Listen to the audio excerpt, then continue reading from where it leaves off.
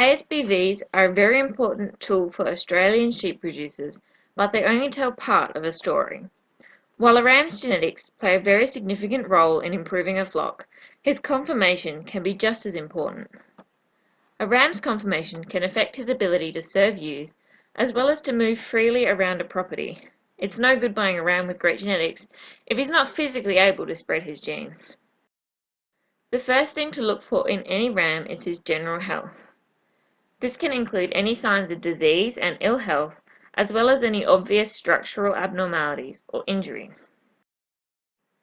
For a reproductive exam, you're looking mainly at the testicles. On palpation, they should be smooth and uniform in size and texture. Abnormalities such as lumps and bumps can be a sign of testicular disease. Measuring scrotal size is the next step.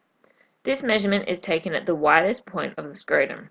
In general, a large scrotum is better as it means greater volume of sperm and the ability to serve more ewes. The scrotal size of a ram is also linked to ewe fertility of the offspring. Lastly, you should palpate to extend the pizzle, again looking for any signs of abnormality. It is also possible to test semen for motility and abnormalities, or how it looks and how well it moves, but this is not done at ram sales. When looking at his general conformation, you're assessing how well he is put together. Poor conformation can result in disease as well as affect the performance of the ram and his offspring. A ram should have a condition score of at least 3, stand squarely with no swelling, abscess or lameness in the feet and legs, and should have the correct number and position of all body parts. A ram's back should be level and strong, with no dip behind the shoulders.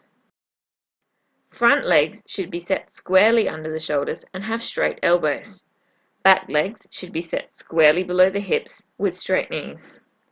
Poor conformation of the legs can cause problems for the ram when mounting a ewe, and will also cause problems if he has to walk over uneven ground or long distances to graze and drink. Teeth are very important as it is a highly heritable trait and directly affects an animal's ability to eat, especially when they're required to graze.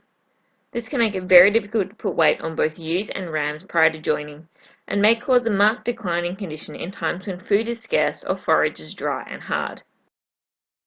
Breech cover refers to how much wool is surrounding the breech area. A clean breech, free of wool, is a very desirable trait as it contributes directly to the DAG score. DAG refers to urine and feces that has collected on the wool in the breech area. Not only does this limit the amount of saleable wool from the area due to staining, but is also a big risk factor for fly strike. Wool producers should also look at wool colour and pigmentation. A lighter and whiter wool will fetch a higher price than yellower wool or pigmented wool, as these are much harder to dye and are therefore less versatile. Dark pigmented wool also tends to be much coarser and is harder to remove during processing.